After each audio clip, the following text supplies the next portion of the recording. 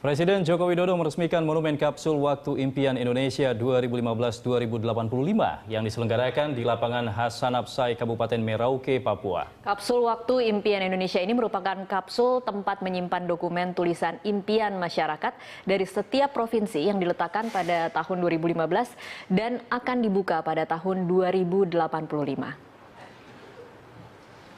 Melalui kapsul waktu, Jokowi berharap agar impian yang telah terangkai satu ini bisa menjadi pemandu arah menuju masa depan yang diimpikan bersama segenap anak bangsa Indonesia. Jokowi juga menyatakan tanah Papua adalah tempat yang tepat untuk mengawali upaya mewujudkan impian anak bangsa. Jokowi juga mengingatkan impian-impian hanya bisa diwujudkan dengan kerja keras dan semangat gotong royong. Dalam kesempatan itu, Presiden Jokowi juga menyampaikan apresiasi kepada gerakan 70 tahun Indonesia Merdeka yang telah menginisiasi ekspedisi kapsul waktu.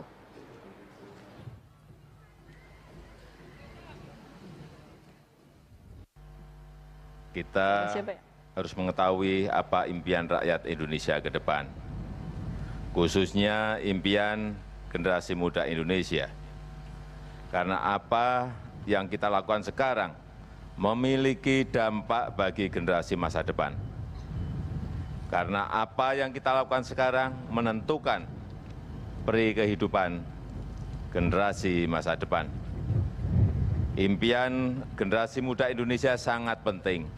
Menjadi tugas kita untuk memastikan impian-impian itu terwujud. Impian setiap provinsi kita jadikan satu menjadi impian besar bangsa Indonesia.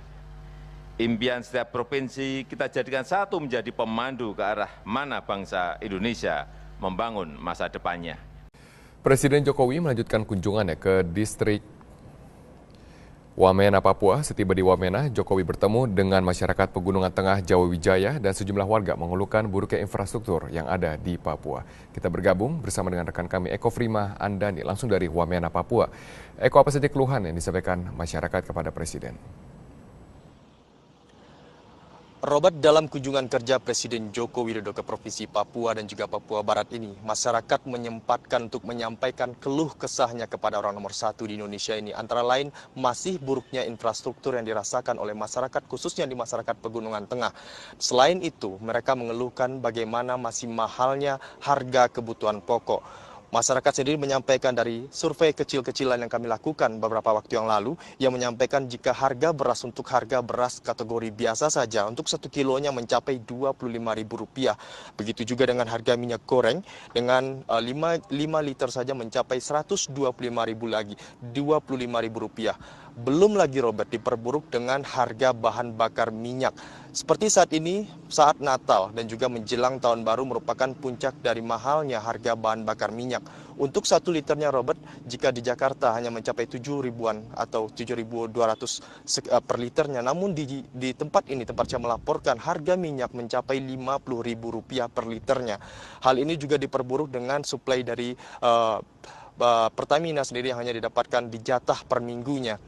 Ini juga membuat harga-harga kebutuhan pokok lainnya dirasakan oleh warga sangat mahal.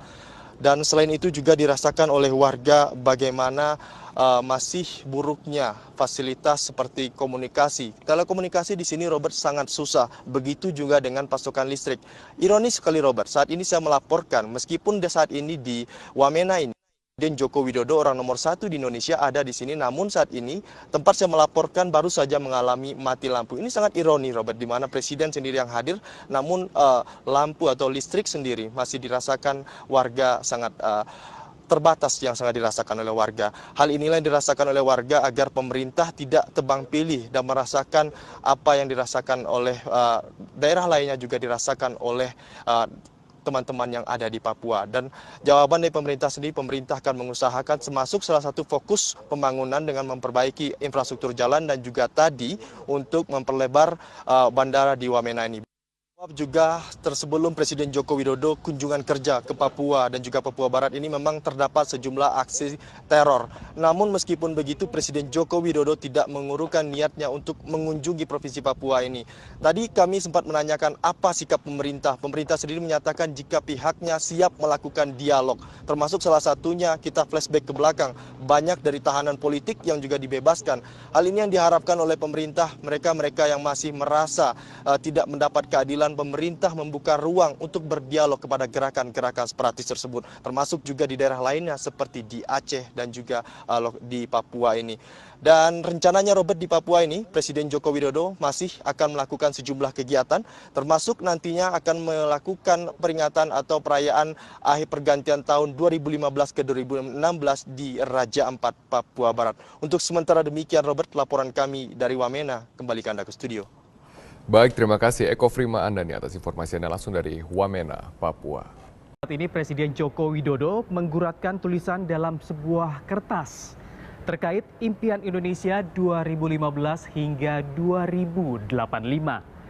Ada 7 poin harapan yang dituliskan Presiden Joko Widodo. Tulisan tangan lengkap dengan tanda tangan Jokowi ini dimasukkan ke kapsul waktu yang akan dibuka pada tahun 2085 mendatang. Presiden Joko Widodo berada di Merauke untuk memastikan kapsul waktu yang berisi resolusi dan mimpi rakyat untuk Indonesia mendatang. Ada 7 poin yang menjadi harapan Presiden, diantaranya peningkatan kualitas sumber daya manusia, Indonesia bebas dari korupsi, dan Indonesia kedepannya bisa menjadi pusat pendidikan, teknologi, dan pusat peradaban dunia.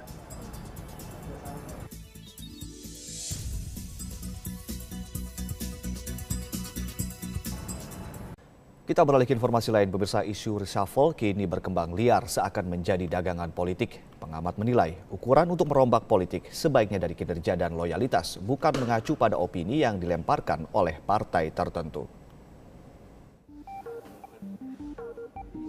Isu perombakan kabinet merebak dan menjadi konsumsi publik seiring memasuki tahun 2016. Kinerja kabinet sepanjang tahun 2015 menjadi bahan pembahasan untuk menilai prestasi, buruk atau baik.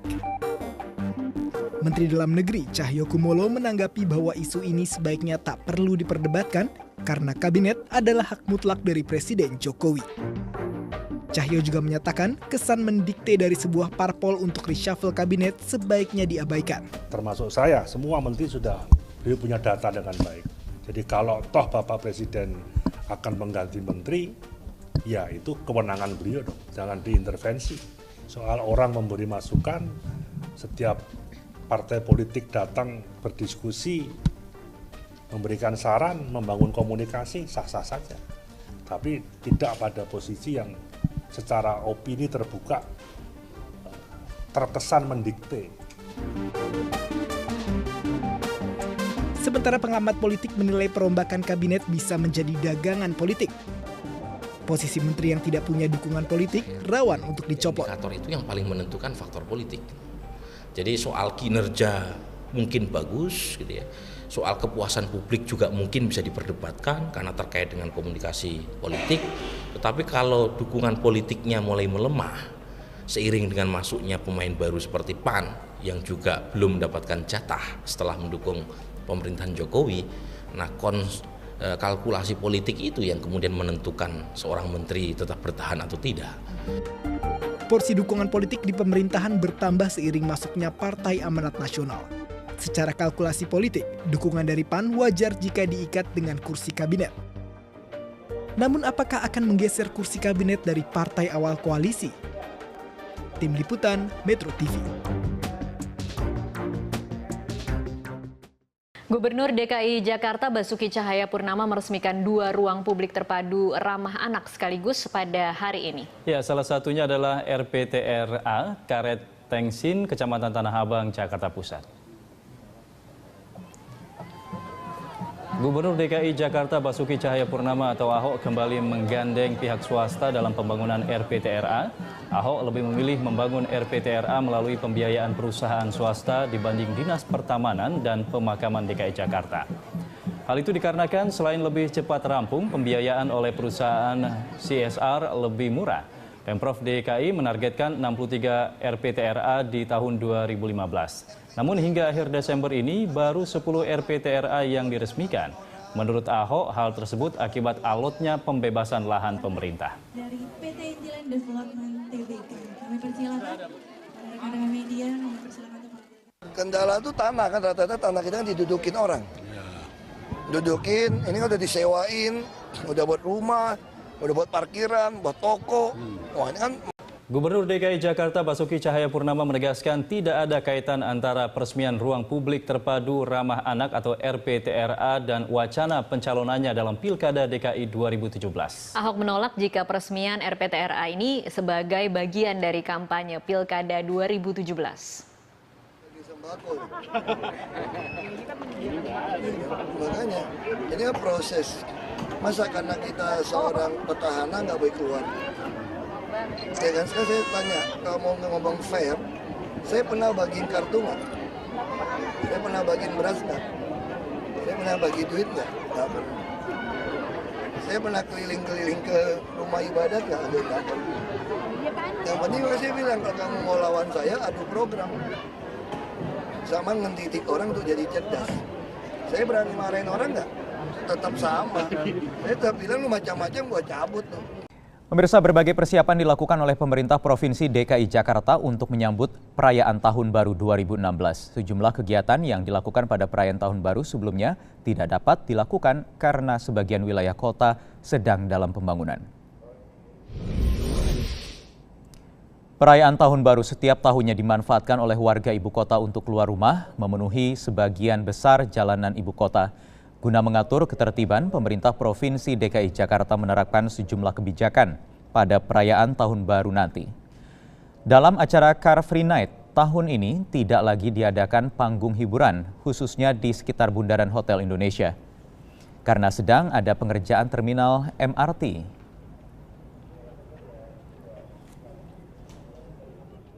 Kita fokus di daerah masing-masing. Kayak ini di kota tua, jadi kita nggak pengen orang ngumpul terlalu banyak di Bundaran HI. Karena di situ sedang ada proyek halte MRT.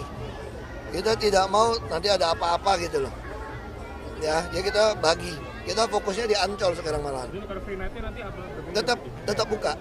Ya, nggak ada panggung tapi.